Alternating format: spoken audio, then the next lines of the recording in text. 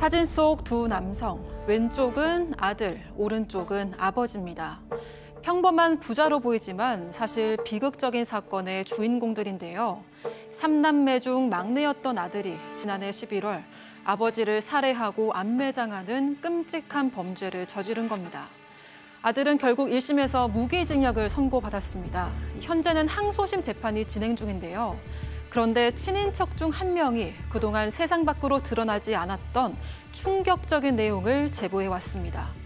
이 가족에게 그동안 무슨 일이 있었던 건지 지금부터 알아보겠습니다. 자, 가족 여러분 좀 집중 좀 해주십시오. 지난 2월 사반에서 전해드렸던 사건입니다. 아버지를 살해하고 시신을 암매장한 30대 아들, 결국 1심에서 무기징역 선고를 받았는데 현재 항소심 2심 재판이 진행 중입니다. 그런데 피해자의 그 살해당한 아버지의 친인척 중 한 분이 저희한테 제보를 주셨어요. 자, 당시 그 사건 내용부터 정리하고 가죠. 예, 자 판결문에 따르면 이 지난해 11월 상주에서 있었던 또 축사에서 발생한 사건입니다. 아버지 60대 아버지하고 30대 아들이 10년 전부터 같이 일을 좀 하고 있었는데 그 축사를 아들은 좀 물려받을 요량으로 또 기대를 하면서 같이 일했던 것 같습니다. 그렇지만 문제가 좀 발생합니다.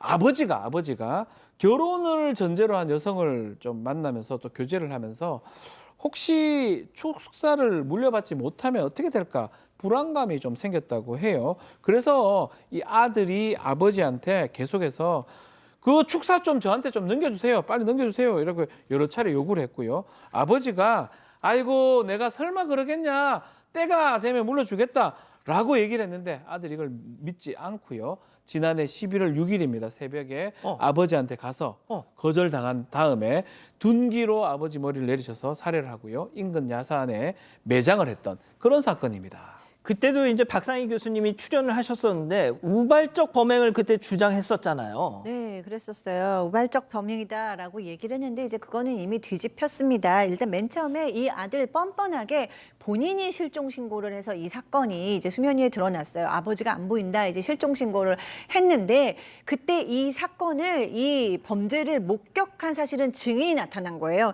축사에서 일하고 있던 외국인 노동자가 범행을 목격했다라는 진술이 나왔고요. 그러니까 그때야 이제 아들이 범행을 자백했어요.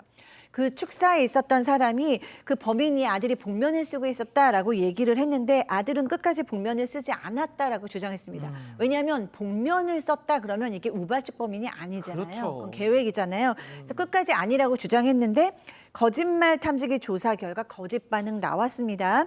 그리고 또 CCTV를 보니까 그 범행 당시 숙소에서 불빛이 하나도 없었어요. 이것은 복면 쓴 아들이 잠든 아버지를 느닷없이 살해했다라는 정황을 보여주는 대목입니다. 그 범행 현장이 지금 보시는 저 축사 안에 있는 저 방입니다. 저기서 그 사건이 벌어졌는데 자, 정말 괘씸하기 이를 데가 없습니다. 아까 말씀드렸죠. 친인척 중 한 분이 충격적인 당시 저희가 처음 전해드렸을 때 알지 못했던 내용을 알려주셨습니다. 체크포인트 짚어보죠.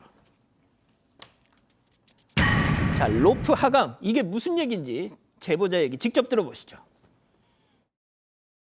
처음으로 충격받은 거는 그때 갈 때 그 아파트가 한 30층짜리인데 한 10층에 있는 왕관리 내려가는 구역에서 본인이 개인적으로 구입한 밧줄을 묶어가지고 벽을 타고 완벽등반 하듯이 내려가서 그렇게 해서 가로등 하나 없는 그 논과 밭길을 뚫고 CCTV 피해서 축사까지 꽤 먼 거리예요. 차로도 30분 거리인데요. 거기를 새벽 3시까지 걸어서 도착을 해서 화장실로 침입을 한 거였더라고요. 본인은 단성문에 범행을 저지르고 다시 그 밧줄을 타고 올라올 때 자기도 죽을 뻔했다고 되게 스스로 자기 연민을 느끼는 것 같더라고요.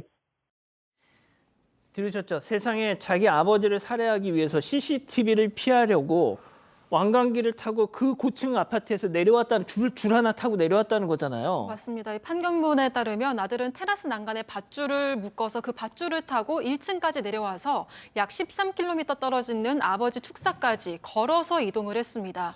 제보자는 차로도 30분 정도 걸리는 거리라고 설명을 했는데요. 아들이 제출한 8장짜리 반성문에도 해당 내용이 적혀 있습니다.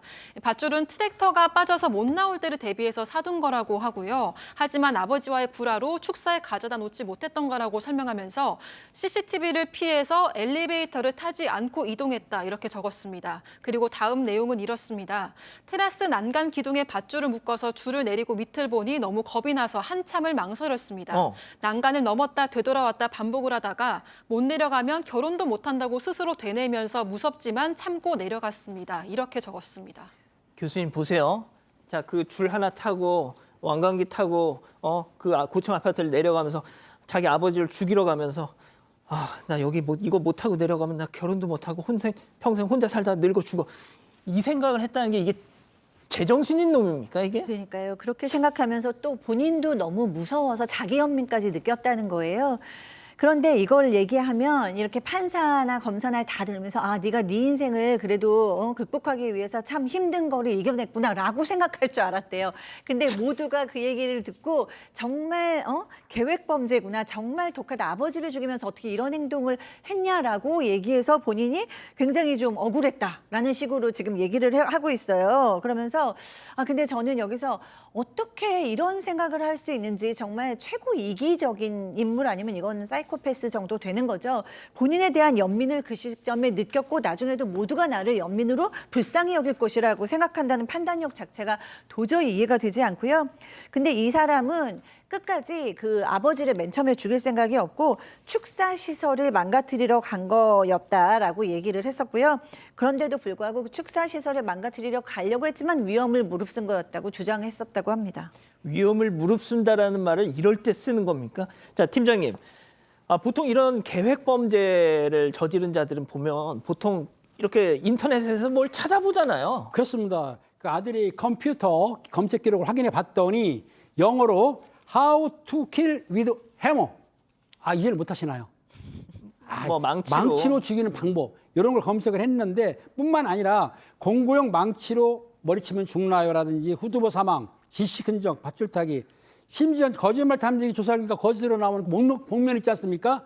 그 복면에 대해서도 검색한 기록이 나올 뿐만 아니라 이런 거에 대해서 아들은 억울하다고 주장하고 있지만 그리고 또 자택에서 사망하면 장례 절차, 실종 사망 처리, 모든 걸 검색을 했네요. 이에 대해서 아들은 뭐라고 했냐면 내가 검색했는지 왜 검색했는지는 모르겠고 타이핑한 게 아니고 그게 아마 클릭만 해도 기록이 나오기 때문에 우연히 그랬을 거라고 추측한다고 했는데 저는 이 말이 지금 무슨 말 하는지 이 친구 말을 모르겠습니다. 예.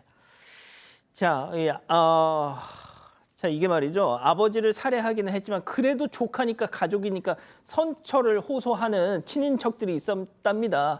그런데 중간에 마음을 돌릴 수밖에 없는 정말 결정적인 일이 있었다는데요. 그 이후부터는 이 가족들이 둘로 나뉘어졌다고 합니다. 제보자 얘기 이어서 들어보시죠.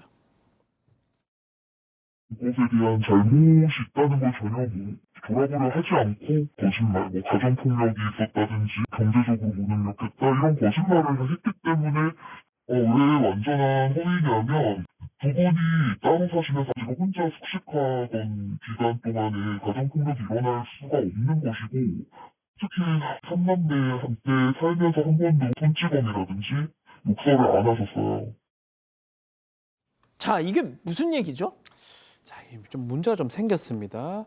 이 처음에 재판 수사가 시작됐을 때는 계획적 범죄가 아니라 우발적 범죄다 이런 부분에 대해서 친인척들이 많이 동의도 하고 원했던 탄원서 이런 것도 제출을 했다고 하는데 재판을 진행하고 또 경찰들이나 수사기관에서 증거를 낼 때마다 뭔가 이거 아니다 싶은 얘기들이 많았다고 해요. 특히 막내 아들이 어떤 얘기를 자꾸 했냐면 아버지가 폭력적이다. 맞고 자랐다. 내가 희생양이다. 그렇죠. 아버지가 어머니도 때리고 나도 맞았다. 라는 식으로 돈도 안 주고 부려먹었다. 라는 식으로 얘기를 계속 했던 부분요. 판사는 결국은 이 관련해서는 반성은커녕 피해자에 대해서 비난하고 명예훼손도 아주 주저하지 않는 모습이다. 왜 그렇게 하느냐라고 봤을 때 친인척 주장은 완전 다릅니다. 왜 다르냐 하면 폭력하고 아주 거리가 먼 사람이었고 또 이 피고인 아버지가 공짜로 또 아버지가 피고인 아들을 공짜로 부려먹은 것도 아니고 월급도 줬다고 합니다. 이렇게 제대로 해줬음에도 불구하고 이 사람이 이런 얘기를 하는 이유, 명예훼손까지 하는 이유는 자신의 처벌을 감하게 감경받으려고 저런 얘기를 한 게 아니냐라는 라고 얘기를 하고 있습니다. 자, 지금 사진 오른쪽이 돌아가신 아버님이고 왼쪽이 그 아버지를 살해한 정말 폐륜 자식입니다. 자, 정말 사자 명예훼손까지 하면서 자신의 어떤 형량을 낮추려고 발버둥을 쳤어요. 자, 일단 1심에서는 다행히 무기징역이 선고가 됐는데, 자, 일단 검찰이 항소를 했어요. 자, 그리고 또 가족들도 이 인간이 또 혹시나 감형이 될까봐 걱정을 하고 있답니다. 자, 뭐 존속 살해죄입니다. 아버지를 살해하게 되면 사형 무기 7년 이상의 중형에 처할 수밖에 없는 그런 범죄입니다. 1심 재판부도 그것을 또 잔혹성에 대해서 지적을 했어요. 피해자가 구덩이에 반드시 눕지도 못하고 웅크린 자세로 그 얼굴을 땅에 처박은 채 발견된 모습, 이거는 완전히 폐륜 범죄 아니냐라고 봤고, 이거 피고인 자체가 반성을 하는지도 의문스럽다. 폭력성, 극단적 인명 경시 태도, 이거를 통상의 처벌로는 교정할 수 없다라고 판단해서 무기징역을 선고를 한 거거든요. 자, 2심 선고는 지금 추석 이후에 9월 말에 예정이 돼 있는데 뭐 조심스러운 얘기긴 하지만 선고가 바뀌지는 않을 것 같습니다. 무기징역에서 예를 들어서 뭐 몇십 년으로 유기징역으로 떨어지지는 않을 것 같다는 생각이 좀 들고요. 존속 살해에다가 아주 잔혹한 살인의 결과, 또 결국은 재판하는 과정에서 다시 고인에 대한 명예훼손까지 합쳐진다면 이거가 떨어질 가능성은 좀 적어 보인다 생각이 듭니다. 예. 평생 자기 뒷바라지 하면서 산 아버지를 살해하고 모든 다 책임을 다 아버지한테 덮어씌운 이 폐륜 자식 계속 지켜보죠.